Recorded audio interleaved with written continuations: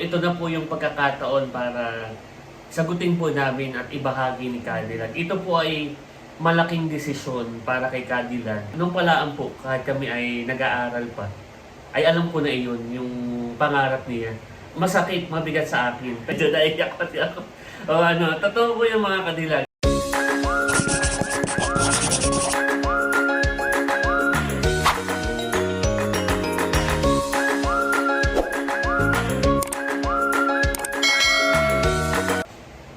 Hello po mga kadilag. So ngayon po ay narito kami sa bahay ni Gwapo lang.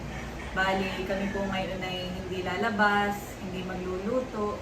Wala po kaming ibang gagawin kundi magkwento po sa inyo mga kadilag. So nais po namin ibahagi sa inyo yung mga kaganapan at saka pangyayari po sa aming buhay nitong mga nakaraang panahon.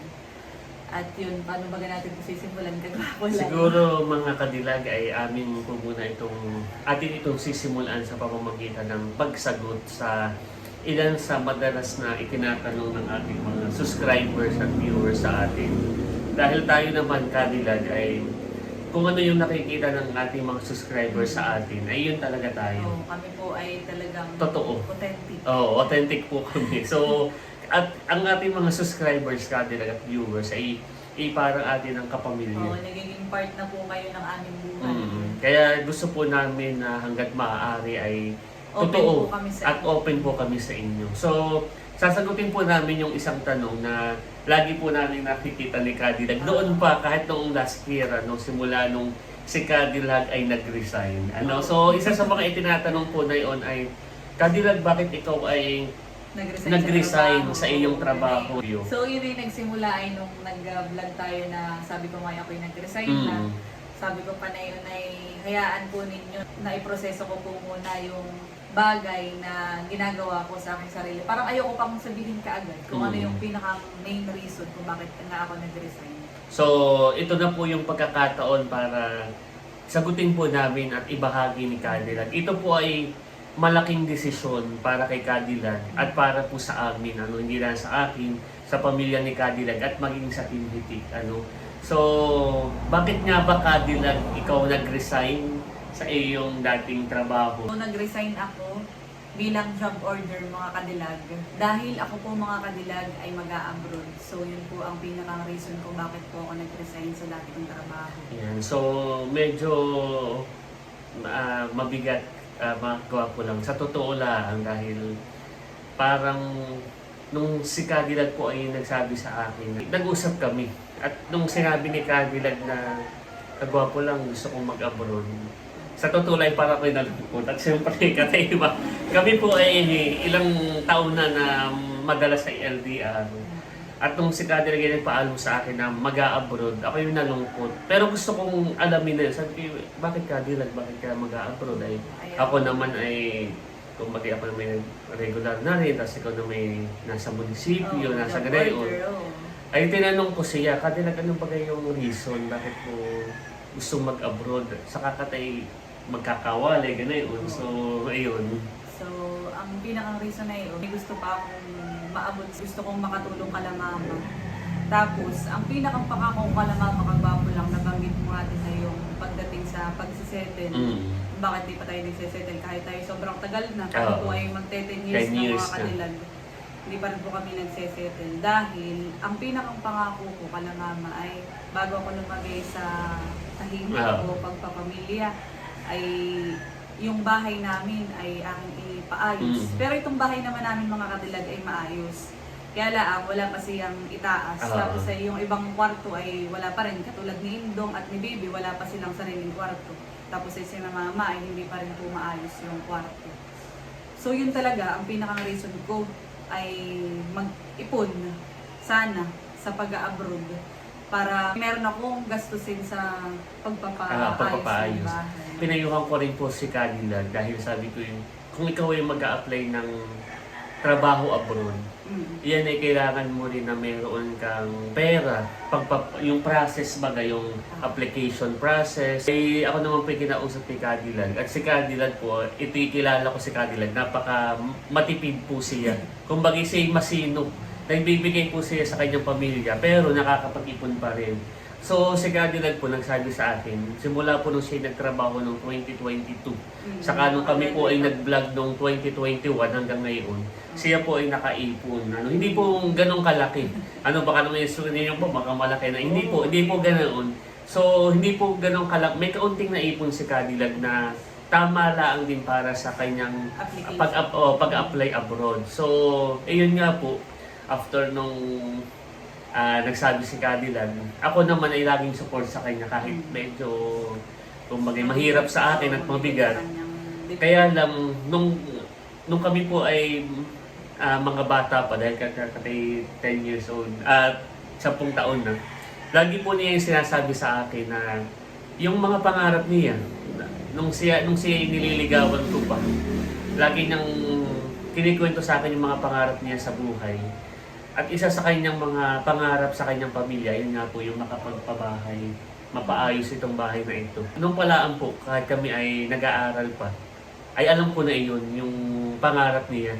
Kaya nung nagsabi si Cadillac sa akin nung August na kagwapo lang ako ay mag-a-abroad, masakit, mabigat sa akin. Pero alam ko na yun pala, noon pala ay pangarap na niya para mapaayos itong bahay.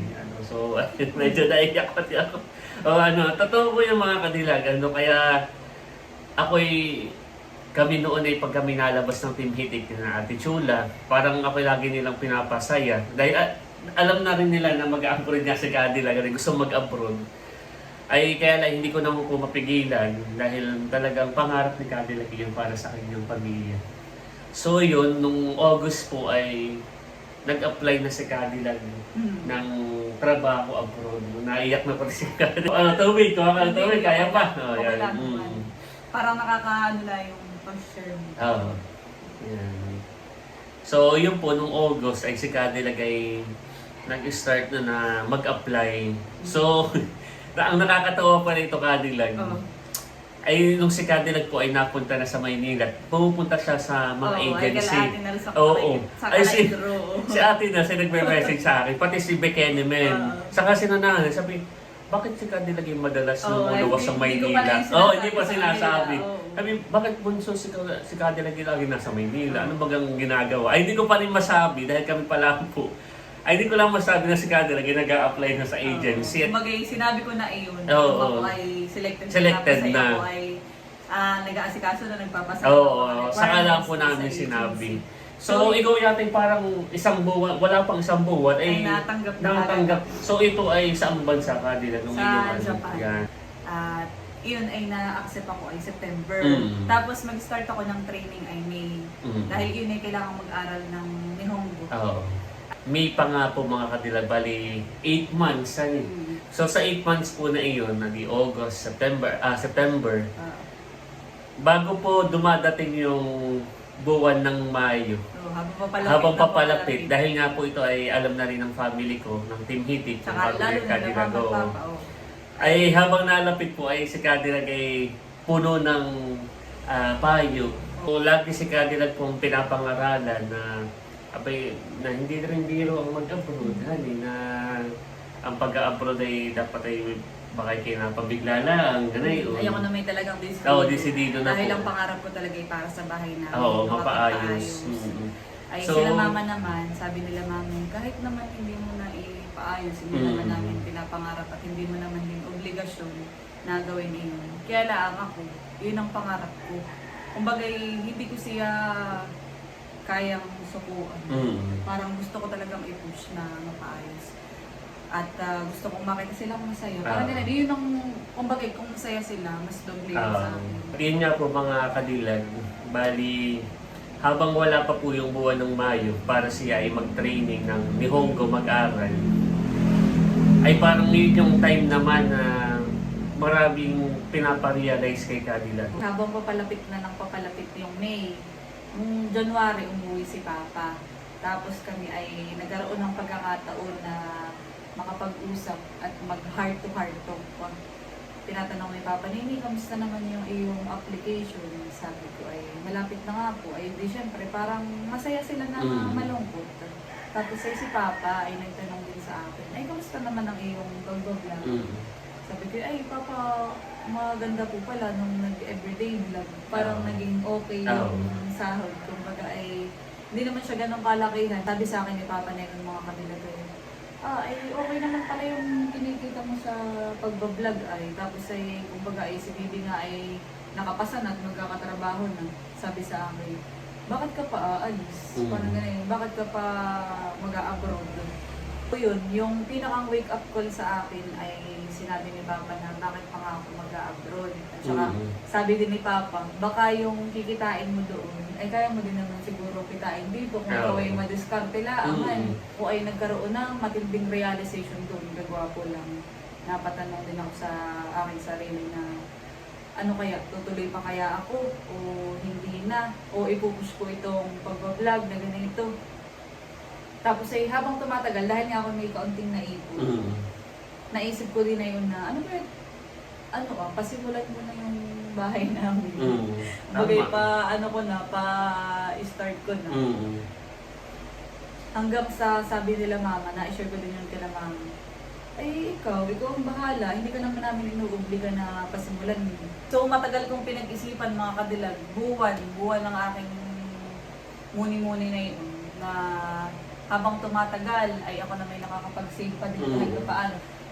Kaya sabi ko, kaya ipasimula ko na yung pangarap ko para sa aking sarili, tsaka para sa aking pamilya. Tapos ay hanggang sa, huwag ka na mag-abroad, sabi sa akin nila, Mama at Papa.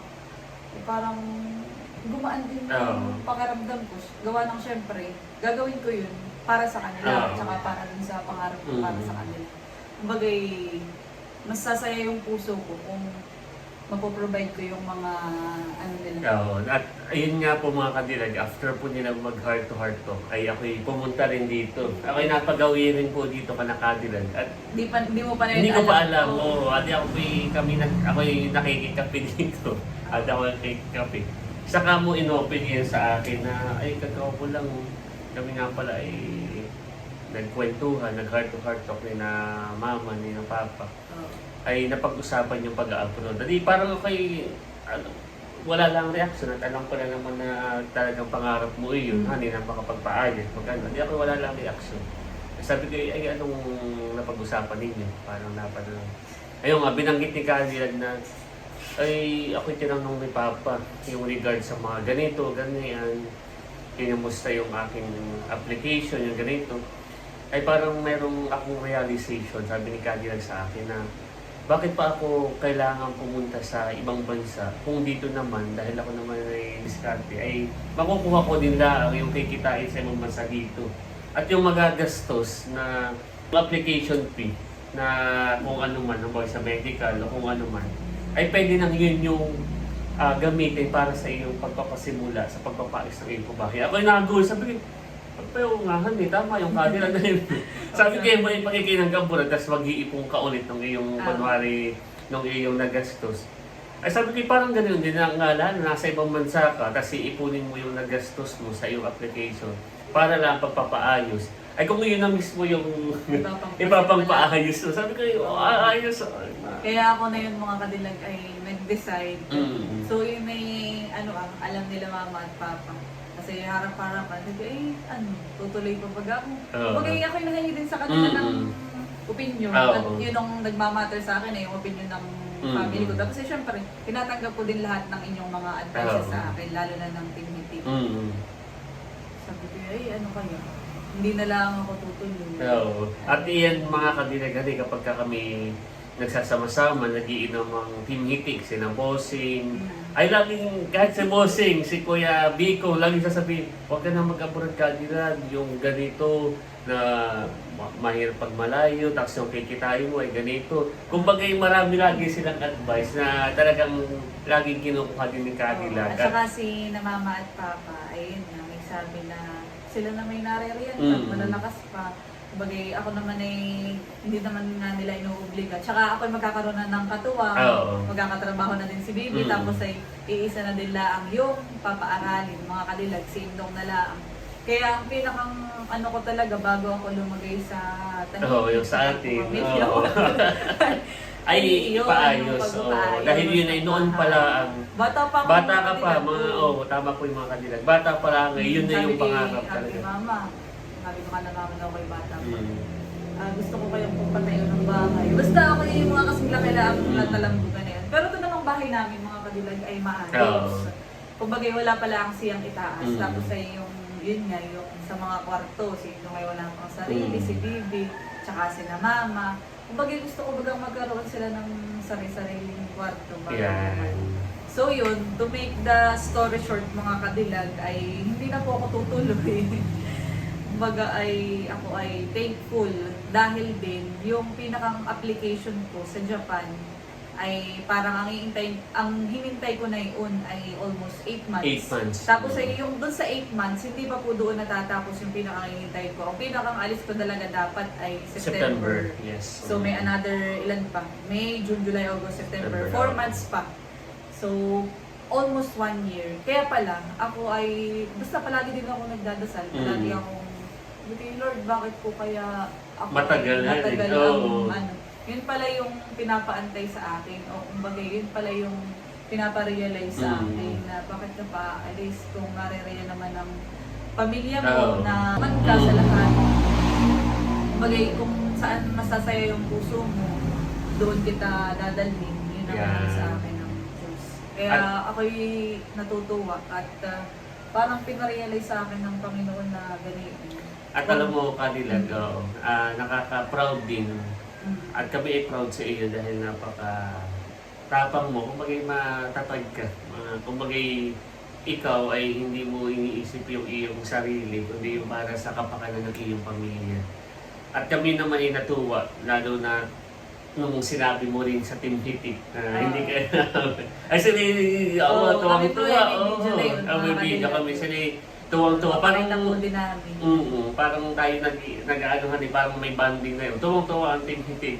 Tapos ay ako'y tuwang-tuwa rin. Halos lahat ng binabalitaan namin na si Cadillac ay dito na at ang kanyang magiging project na talaga ay yung kanyang pangarap na ipaayos ang bahay ni na Cadillac. At ako po mga Cadillac ay bagapot ako ay nag-vlog na rin ng aking lupa. Tapos ay pagpapatayo ng bahay.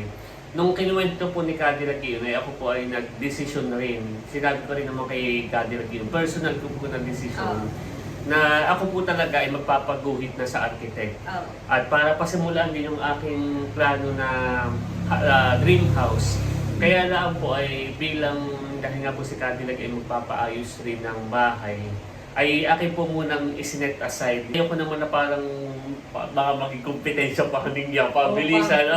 Gusto ko na ako ay nakasupport kay Cadillac. Saka gusto ko rin na, kumbaga, pag ako papatayo ng bahay, gusto ko rin nakikita ng ating mga viewers, ng ating subscribers. Yung pinakang support po nila ko lang ay kung hindi niyo po maitatanong mga Cadillac, yung kaunti po namin kinikita sa vlog. Opo. Ay yun po, iniipon namin. Nag-decision po kami mga Cadillac na yung aming inipon at kikitain pa dito sa vlog ay para nala doon sa kay Cadillac at pagpapaayos ng bahay. Dahil nga si Cadillac naman na ang full-time na vlogger. So siya na po yung nag-e-edit, siya rin yung nag-vlog. Ako po ay parang nakasupport. So yun na din yung pinakang support ko kay Cadillac. Si Kagwapo lang yung nag-offer mga Cadillac sa akin na sabi, pwede mo namang gamitin yung kinikita natin na kaunti sa vlog. Yeah. So sabi, saka isa pa mga Cadillac, sabi ko rin dahil nga siya magpapasimula na ng pagpapaayos ng bahay. Huwag kang ma-pressure. Kung bagay dapat ay ganito. Kung bagay utay-utay take time baga na gano'n. So, hindi naman kaagad na fully furnished. Pag ay fully furnished sa kagad. So, utay-utay, pag nagkaroon ng budget, saka lang ulit itutuloy. So, si Cadillac nga po ay parang nagpa-advise din kay Ate Nels at kasi nagpa-ano rin sa bahay nila. Ay sabi basta lakasan mo lang ang doon mo kanila, mag-pray ka para sa iyong pangarap. At kami, syempre, ang Team Hitik ako, nakasupport sa iyo. Kaya may tuwang-tuwa talaga at yung iyong pangarap at desisyon ay buong-buo para sa iyong pamilya. May isa katuparan ko na din mga Cadillac. At sisimulan ko na ng kahit paunti-unti, pipilitin ko na maayos o mapalagay ng taas yung aming pangbahay. gusto ko ding kunin tong pagkakataon na ito para pasalamatan yung sa agency, sa opportunity na binigay nila sa akin. Tapos ay sa pagtanggap nila ng aking hindi pagtuloy. Oo. So, At napaka... tsaka nung reason ko. At iyon, ang pinakang reason ko doon ay dahil ayaw na nga akong patuloyin ng aking pamilya. Tapos ay may makakatuwa ko na nga din ako si Bibi pagka siya ay nagkatrabaho na. So, watch out mga Kadilag. So, siguro ay sa mga susunod na vlog po ni Kadilag ay baka mapapansin nyo na po at makikita natin yung unti-unting pagpapaayos ng bahay ni na Kadilag. So, kami ay proud sa iyo, Kadilag. At yun po, sana po ay nasagot na rin yung tanong na gawa ng marami nagtatanong ay bakit si Kadilag ay nag-resign, nag-ano. So yun po ang pinakang sagot. Si Kadilag po sana ay mag-a-abroad. Kaya lang po ay hindi na po tumuloy dahil nga po May ibang plano ang Panginoon ating sa atin. Panginoon na ituloy na at buuin yung pangarap ni Kadilag nung bata pa. Ayan. So yun, ako'y natutuwa din dun sa reaction ng Team Hitik mga Mm. Kadilag. Isasama rin po namin dito sa vlog na ito.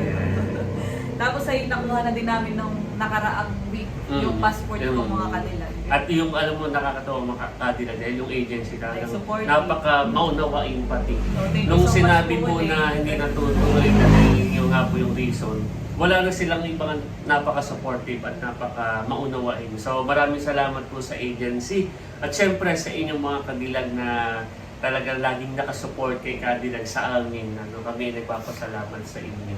Salamat po sa inyong pag-unawa sa hindi namin pag-share sa inyo ng mga nakaraang buwan. Alam kong mayroong mga parang medyo naiinis dahil parang biniti natin sila sa part na yun, wala namang sinabi, parang gano'n. So ito na po talaga, mga Kadilag. So talagang final na at mag-i-start na rin ang patrabaho ni na Kadilag. So yan, sa katunayan mga Kadilag na ako'y magpapasimula na ng paunti-unti, ay nitong nakaraang linggo, bumili na po ako ng mga materyales. So ini-advance ko na. Dahil dito po sa amin, kapag tag-ulan, ay mura yung mga materyales. So medyo nakatipid ako. Tapos ay, ang pinakasimula ng pagpapaayos ng bahay mga Kadilag ay March para masigurong mainit ang panahon. Gawa ng pagtag-ulan ay, abay wala kami dito At ito ay babaklasin na yung mga bubong. Tapos ay saktong-sakto din dahil yung bubong namin tulutuluan na. Kaya ayun, talagang iba ang plano ng ating Panginoon. Thank you so much po. So maraming salamat Kadilag at kami masaya rin sa iyong naging desisyon at kami ay full support para sa iyong pagbuo ng iyong pangarap. Yeah. So sobrang saya po ng aming puso mga Kadilag. Dahil kumbaga basta parang iba yung feeling. Fulfilling ba kapag Yes. na ano mo yung gano'n yung parang pangarap ko sa pamilya. Mas doble yung saya kapag nakikita mo silang masaya. Iba talaga. Yeah. Promise. So yun mga Kadilag, medyo napahaba na itong aming sharing. Kaya lang po gusto namin maging totoo at open po sa inyo.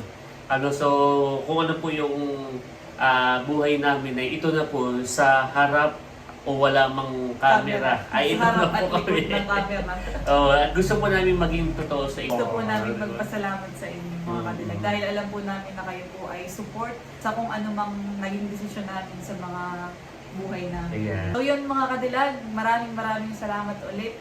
Sana po ay patuloy tayong mag-iingat at patuloy tayong gabayan ng ating Panginoon. Ayan. At sana po ay patuloy rin po kayong sumuporta at nakatutok sa aming pong YouTube channel. So maraming salamat po. Ingat po tayo palagi. Bye-bye! God bless po! Ayun. So dahil yun po ay open sa kanila yung aking application pag-abroad. Na-open ko po sa Tinditik. Ay sasabihin ko na hindi po ako tutuloy.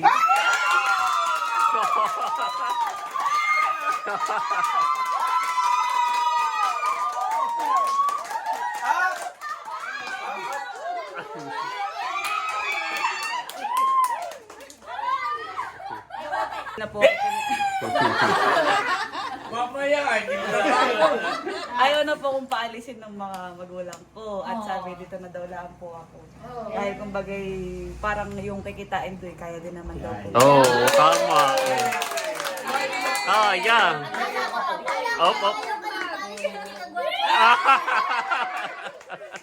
Tsaka ano po, Pero hindi pa naman po ibig sabihin kasalan at baka ako po muna ay kuwan, may gagawin po muna bago ang lahat, bago kami lumagay sa Going there. Going there. Pero going there na. Yay. Kauna si nanay muna. Oo. Yeah. So, masaya po kami ni Kagwapo lang, lalo na po ako dahil kumbagay ang Team Hitik po talaga ay full support sa kahit ano pong desisyon. At sobrang saya po nila nung ako'y dumating. Hindi na po ako tutuloy, kukunin ko na po yung aking passport. Yun!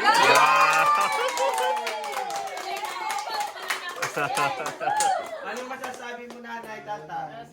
Ayun na nga yung matagal namin sinasabi kay Bunso. Bunso, bakit naman sabi mo kay Layla, ay huwag na tumuloy. Ay, thank you, Lord. Yeah. Hindi, actually ha, ako may kasalanan kay Cadillac. Adi kami na inakain. Kami nakain nila nanay, nila tatay. Adi ako parang di makapagpigil. Sabi ko, nanay, may sasabihin si Cadillac. Adi parang nagulat si nanay, saka si tatay. Sabi, ano yung bunso, sekreto lang natin. Adi hindi ko sabi, hayaan mo na pong si Cadillac ang magsabi. Ay parang nakalipas ang ilang araw. Lagi akong kinukulit ni nanay. Sasabihin ni nanay ay, bunso, yayain. Oo, lagi na. Sabi, bunso ko nung sasabihin ni Cadillac. Lagi na siya sabi sa akin. Ay sabi ko, sasabihin din ni Cadillac. Kaya nung kanina nung tulog ay, nanay, ako'y nagising. Ako'y gising la ang bunso. Sasabi, akala ko tulog, ako'y gising la ang bunso. Oo, ayun. Tuwa, nanay. Tawa, oo. Tapos si mama Naamit mo na. Hindi mo naamin. Kung sinabi ko ni nanay, may sasabihin si Cadillac. Tatanong ni siya ganyan. Ay, oo. Ikaw naman po, tatay. Ano po inyong... Tandaan niyo, may sinabi ako kanina Mhm. na mahirap ipangako ang bukas. Mhm. Ang mahalaga ay ang pagkakalukuyan. Ang mahalaga ay ang pagkakalukuyan. Pinibek kay... Huwag ka nang mag-abroad na yun. Ako'y malulungkot. maiiyak. Iyo! Lagi na sinasabi. Na gano'n. Inabutan na ko yung pinyo po. So, ang pinaka-ano ko din lang. Kaya yung pangarap ninyo, halimbawa sa susunod na taon, po ilang taon pa, mahirap ay pangako. Maraming nababago. Nanay, wala ka Kaya tama yung naging desisyon ni Layla. Nababawi, ang tuwa ng ating Hindi ko mo ano ng patigaw. Ano pa, Cadillac? Oo. Mhm. Butit si mama. Nagsabi, oo. Ako ni si hindi na inom na maninom ka. Wala nang mababag-o. Masaya. Ay, natuwa ang Kuya Erben. Oh, ako. Nakapasuko yata si Beke naman. Hindi, ano ito? Ba, kay Kuya Emil pala. Pagarita ko sa inyo. Thank you. Yan. Ano ba ganda dapat natin ko? Congratulations. Ha? Yeah, opo. Good luck. Yeah. Good decision. Good decision. Yan. Pero ako talaga, pag iniisip ko, parang malulungkot ako. Dahil kumbaga sila kumbaga kasama na natin palagi, hindi ako sanay na nga. Iya. Pero yung ganito mo eh, naganito na uli ah. Iya. Naganayin ako. Ako napaluwa doon. Kanina, napaluha ka. Nakaka-touch, sir. Dito kanina. Sabi nga yung muskay niya. Napaluha si Kami Bossing sa balita. tuwa. Pero yung hula ko, ito totoo. Parang hindi na. Pero mas luluha ako kung umalis sila ila ako, parang malulungkot. Tears of joy. Tears of joy. Thank you po. Salamat. Ayan mga kadilag, by the po si mama. So tuwing umaga po ay kapag ganitong oras ay lagi po silang magkausap ni Papa. Dahil si Papa po ay nasa Bulacan nagtatrabaho. At yan, bali bagamat ito po ay napag-usapan na naming pamilya bago pa po namin ibahagi po sa inyo. Ay hayaan po muna ninyong marinig din yung side po nila mama o yung pong opinion nila tungkol sa hindi ko po pag-alis. Yeah. Ito po si mama. Ano mamang iyong masasabi? Tayo po lagi nang magkakasama. Hindi, tama yung iyong desisyon. Mahirap yung isipin ka namin nakikimalayo. Si Papa naman po ay kausap din po niya. Oh, Papa. Good decision yan, good decision. Oh.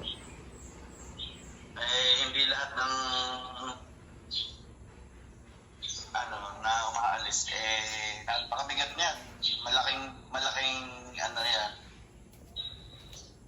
tawag dito, malaking sakripisyo.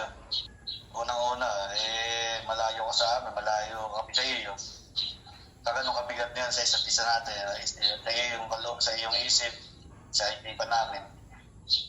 Kaya, yung decision mo ngayon, ako isang palataya. Saludo ko, masarap na tayo magkakasama na natin yan na sa atin na.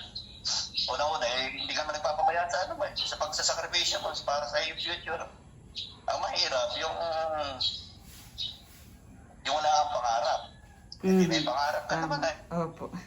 Kahit wala ka sa abroad, hindi kang mangarap. Opo. Kahit nandiyan ka sa atin o saan ka, dito sa Pilipinas, hindi kang mangarap. Ang mahalaga yun, yung may pangarap ka, hindi ka nagpapabaya sa magiging future. Mabigat sa dibdib, nini. Nung malayo tayo sa isa't isa. Malaking sakripisyo mo yan. Sa sarili mo, unang-una sa sarili mo.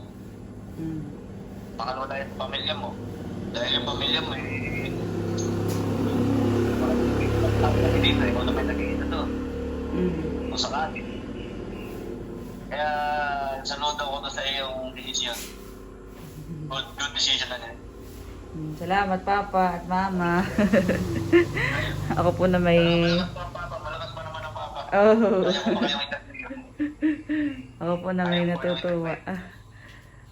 Ayan, mga kadilag, nakakatuwa po si na Mama po ay supportive sa kahit anong desisyon ko sa buhay. Hindi pa. Oh, sige Papa, si Papa po ay may trabaho na daw. Sige. Ingat na lang, Papa. Ay, ingat. So yan mga kadilag, ako ay natouch sa sinabi ni Papa na kahit naririto sa Pilipinas, pwede ka pa rin namang mangarap. Bagay, hindi naman nawawala yung pangarap ko para sa aking sarili, lalo na sa aking pamilya. Ang realization ko doon ay walang kahit anong bagay ang makatutumbas o walang halaga ang makatutumbas basta tayo ay magkakasamang pamilya. Yun ang pinakamahalaga at pinakamasaya sa puso. Ayan, nakuha ko na po yung aking passport. Wow! So, congrats